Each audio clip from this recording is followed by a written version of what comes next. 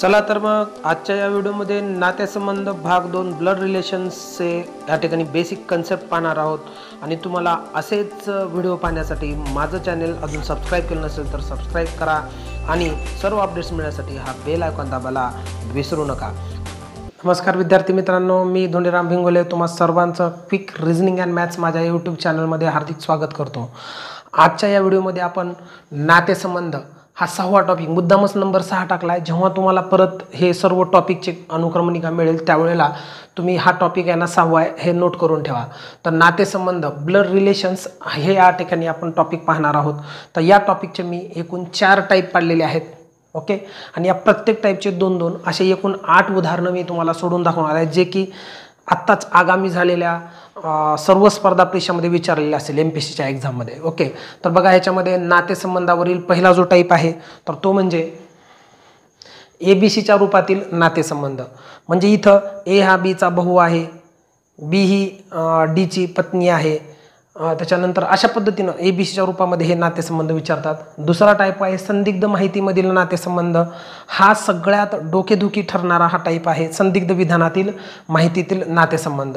तर याच्यामध्ये तुम्हाला असे प्रश्न विचारतात की सासूच्या नवऱ्याच्या जावयाच्या बायकोच्या भावाच्या बहिणीचा मुलगा सासूचा कोण लागतो, बरोबर। त्याच्यानंतर दामोअण्णा एका स्त्रीची ओळख करून देताना म्हणाले की यांचे सासरे ज्यांचे वडील आहेत त्यांचे सासरे हे माझे वडील आहेत। तर ती स्त्री दामोअण्णाची कोण? मग ती स्त्री त्यांची पत्नी आहे का, त्यांची मेहुणी आहे का, त्यांची सासू आहे की त्यांची बहीण आहे? तर ती त्यांची बहीण आहे, ते कसं मी तुम्हाला पुढं सांगणारच आहे। तसंच या व्हिडिओमध्ये आपण सगळ्यात जास्त महत्त्वाचा समीकरण रूपातील नातेसंबंध आत्ताच झालेल्या 17 फेब्रुवारी रोजी 2019 रोजी झालेल्या सीसॅट राज्यसेवेच्या एक्झाममध्ये याच्यावरती एक प्रश्न आलेला आहे आणि अतिशय सोपा आहे, कमी वेळामध्ये सॉल्व्ह होणारा हा टाईप आहे, ओके। त्याच्यानंतर तेही बघू आपण समीकरण रूपातले नातेसंबंध कसे असतात। चौथा जो टाईप आहे तो म्हणजे नातेसंबंधावरील कुटप्रश्न पझल टेस्ट। तर तेही आपण या ठिकाणी पझल टेस्ट कशी असते याची ते पण आपण या ठिकाणी 2-2 उदाहरणं असे म्हणून हा व्हिडिओ तुम्ही शेवटपर्यंत नक्की पहा। तुम्हाला सर्वच हे नातेसंबंधाचा पुन्हा काहीच म्हणजे तुम्हाला अडचण येणार नाही आहे, ओके। तर या नातेसंबंध या टॉपिकमध्ये तुम्हाला बेसिक कन्सेप्ट अगोदर सांगतो की तुम्हाला नातेसंबंध हा टॉपिकवरचे प्रश्न सोडवण्यासाठी, ते 4ही टाईप सोडवण्यासाठी तुम्हाला सर्वप्रथम हे नाते कोणाला काय म्हणायचं हे आपल्याला माहीत असलं पाहिजे। तर ते आपण 1-2 मिनिटामध्ये बघू। बघा, मी माझ्या आई आणि वडिलांचा कोण असेल? मी जर मुलगा, मी आता मुलगा आहे म्हणून मी माझ्या आई वडिलांचा मुलगा, परंतु मी जर मुलगी असेल तर काय असेल? मुलगी। म्हणून हे दोन्ही इथं दाखवतो मी, मुलगा असल्यावर पुरुष असल्यानंतर काय आणि मी स्त्री असेल तर काय असेल, ठीक आहे। मी माझ्या आई वडिलांचा मुलगा किंवा मुलगी असेल। त्याच्यानंतर मी माझ्या आजी आजोबांचा नातू किंवा नात असेल। काका आणि काकीचा म्हणजे चुलते आणि चुलती मला काय म्हणेल? पुतण्या, मुलगा आहे म्हणून। मी जर मुलगी असेल तर मला काय म्हणतील? पुतणी म्हणतील। आत्या आणि मामाचा मी भाचा किंवा भाची असेल। आते भावाचा आणि आते बहिणीचा मी मामे भाऊ किंवा मामे बहीण असेल। आणि उलट मी माझ्या मामे भावाचा आणि मामे बहिणीचा काय असणार आहे? आते भाऊ किंवा आते बहीण असेल, ओके। मी माझ्या मावशी आणि काकाचा भाचा आणि भाची असेल। बरेच जण ना मावशी आणि काकाचा मुलगा म्हणतात। लक्षात ठेवा, आपण मुलं फक्त आपल्या आई वडिलांचेच आहोत, आपण आपल्या मावशी आणि काकाचे भाचेच आहोत, हे लक्षात ठेवा, ठीक आहे। मी माझ्या मामा आणि मामीचा भाचा किंवा भाची, मी माझ्या मावशी आणि काकाचा सुद्धा भाचा आणि भाची, आत्या मामाचा भाचा भाची, मावशीचा काकाचा, मामाचा आणि मामीचा, ह्या 6 जणांचे आपण भाचा किंवा भाची असणार आहोत। मी माझ्या पत्नीचा पती असेल, परंतु मी जर स्त्री असेल तर मी माझ्या पतीची काय असेल? पत्नी असेल। त्या पद्धतीनं मी माझ्या सगळ्यात महत्त्वाचं रिलेशन हे खूप महत्त्वाचं आहे, मी माझ्या सासू सासऱ्यांचा काय असेल? जावई असेल। आणि मी जर स्त्री असेल तर काय असेल? मी माझ्या सासू सासऱ्यांची काय असेल? सून असेल, ओके। मी माझ्या मेहुणा आणि मेहुणीचा काय असेल? भाऊजी असेल। आणि मी माझ्या दीर आणि ननंदचा काय असेल? वहिनी असेल, दीर आहे, दीर, अलग लक्षात। मी माझ्या दीर आणि नंदचा काय असणार आहे? वहिनी असणार आहे। तर हे लक्षात ठेवा। तसंच मी माझ्या आईचे नातलग माझे कोण लागतात? जसं की बघा, माझ्या आईचे आई वडील माझे आजोबा, माझ्या आईचे पती माझे वडील, माझ्या आईची बहीण माझी मावशी असेल, आईचा भाऊ माझा मामा असेल, बरोबर आहे का। त्याच्यानंतर आईची जाऊ माझी काकू असेल, बरोबर, आईचा दीर माझा चुलता असेल, येते लक्षात. म्हणजे हे जे काही नाते आहेत, म्हणजे वडिलाकडचे काही नाते आहेत आणि काही नाते आपल्याकडं आईकडचे आहेत, तर हे सर्व नातं तुम्हाला येतात असं तर गृहीत धरा. आणि नातेसंबंधावर सर्वात महत्त्वाचं, तुम्हाला त्या नात्यामध्ये स्वतःला गृहीत धरा. मग वेळ पडली तर तुम्हाला पुरुषही व्हावं लागेल, वेळ पडली तर तुम्हाला स्त्रीही व्हावं लागेल. इथं इगोइस्ट होऊन नाही चालणार. तुम्हाला उदाहरणं सोडवायचे म्हटल्यानंतर हे उदाहरणं सोडवताना कसे उदाहरणं प्रत्यक्ष सोडवायचे ते आपण पहिला टाईप जो आहे तर तो टाईप आपण बघूया. पण तो टाईप बघण्याअगोदर तुम्हाला रेखाकृती कशी काढायची हे तुम्हाला माहीत असलं पाहिजे. तर नात्यांची रेखाकृती कशी काढायची मी तुम्हाला थोडक्यात एक उदाहरण देऊन सांगतो. तर बघा, रे डायग्राम काढत असताना सगळ्यात पहिलं नात्याची उंची मेंटेन करा. नात्याची उंची मेंटेन करा म्हणजे काय, की समजा समवयस्क आहेत तर समवयस्क एका सरळ आडव्या रेषेमध्ये मांडायचे.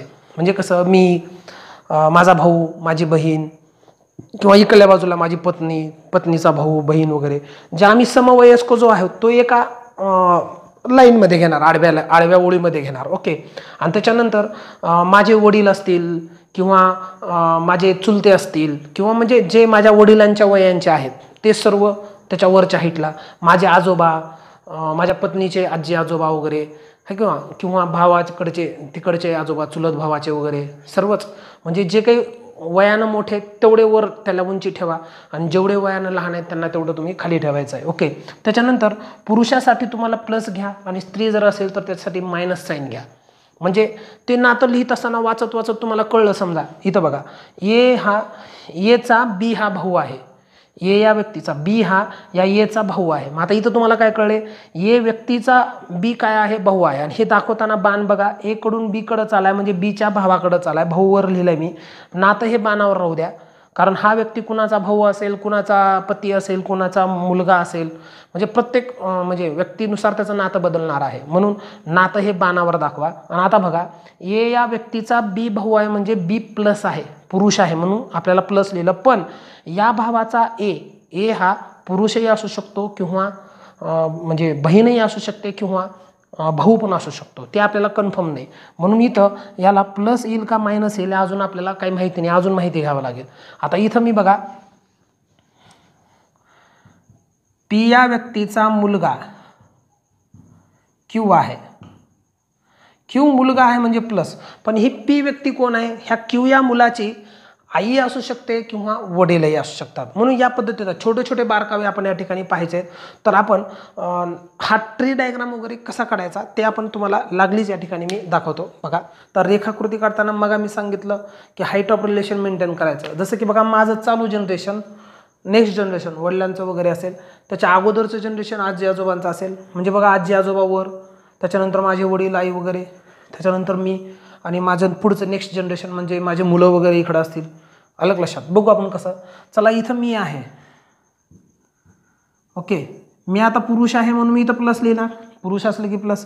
आता मला माझी पत्नी दाखवायचे तर मी वर्सेस हो का ही, म्हणजे ही माझी पत्नी आहे, भारत पाकिस्तान. ओके, बरं. आता माझा भाऊ दाखवायचा आहे तर हो का, माझ्याकडून माझ्या भावाकडे बाण निघालाय भाऊ, तर हो का हा माझा भाऊ असणार आहे. मी नातं बाणावरच लिहिणार आहे, लक्षात ठेवा. हा काय आहे, माझा भाऊ आहे. त्याच्यानंतर मला माझी बहीण दाखवायची तर या भावाची मी एक बहीण दाखवतो इथं, तर हो का ही माझी काय आहे, बहीण आहे. आमचे भाऊजी दाखवायचे तर मी माझ्या बहिणीचं दिदीचं लग्न केलं, हो का हे त्यांचे, हे आमचे भाऊजी असतील. म्हणजे आम्ही समवयस्क आहोत. किंवा माझी पत्नी ना, माझ्या पत्नीची बहीण दाखवा, हो का पत्नीची बहीण, हो का ही मेहुणी आमची, बरोबर. त्याच्यानंतर माझा मेहुणा दाखवायचा, ह्या याचा भाऊ दाखवा, हो का हा तिचा मेहुणा, म्हणजे हिचा भाऊ आहे. म्हणजे आता मी मेहुणा कुणाला म्हणणार आहे, मी उठकीसूट कुणाला मेहुणा म्हणणार नाही. मी मेहुणा कुणाला म्हणणार आहे, बघा, मी माझ्या, बघा हा मी आहे, मी माझ्या पत्नीच्या बहिणीचा भाऊ, म्हणजे मी माझ्या पत्नीच्या भावालाच मेहुणा म्हणणार आहे, मी माझ्या पत्नीच्या बहिणीलाच मेहुणी म्हणणार आहे. म्हणजे बघा, ही व्यक्ती या व्यक्तीची बहीण आहे, या व्यक्तीची बहीण आहे, बरोबर. आणि लक्षात ठेवा, माझी हो का ही काय असणार आहे, मेहुणी असणार आहे. हे असं दाखवता आलं पाहिजे आपल्याला, बरोबर, या पद्धतीनं. ठीक आहे. त्याच्यानंतर आता माझी मुलं दाखवायचे. आता आम्हा दोघा पती पत्नींची मुलं म्हटल्यानंतर बघा, तर हो का हा इथं माझा मुलगा आहे, हो का ही माझी मुलगी आहे. आता मला माझा जावाई दाखवायचे तर माझ्या मुलीचा पती माझा जावाई असेल, हो का हा जावाई. माझा नातू दाखवायचे, घ्या हो का ह्यांचा मुलगा. म्हणजे हाईट ऑफ रिलेशन मेंटेन होतं. वयानं जेवढे लहान तेवढे खाली हे रिलेशन येणार आहे. चला, माझे आता वडील दाखवायचे तर माझे वडील, हो का हे माझे वडील, हे प्लस, आता हे पुसतो हे, इथं माझे वडील, ह्या नात्यावर लिहायचं वर काय आहे ते, तर हे माझे वडील आहेत, प्लस म्हणजे माझी आई दाखवायचे, माझ्या वडिलांची पत्नी, हे का ही माझी आई. त्याच्यानंतर आता मला सांगा, ही व्यक्ती हो का, या व्यक्तीचा हा सासरा झाला, ही तिची सासू झाली, माझ्या पत्नीचे सासू सासरे झाले. त्याच्यानंतर आता माझे आजोबा दाखवायचे, बरोबर. माझे आजोबा, माझ्या वडिलांचे वडील दाखवतो किंवा आईचे वडील दाखवा, तर हे वडिलांचे वडील हो का, हे माझे आजोबा असतील, हो का माझे, हो का हे काय असणार आहेत, आजोबा. तर ह्याला म्हणायचं हाईट ऑफ रिलेशन.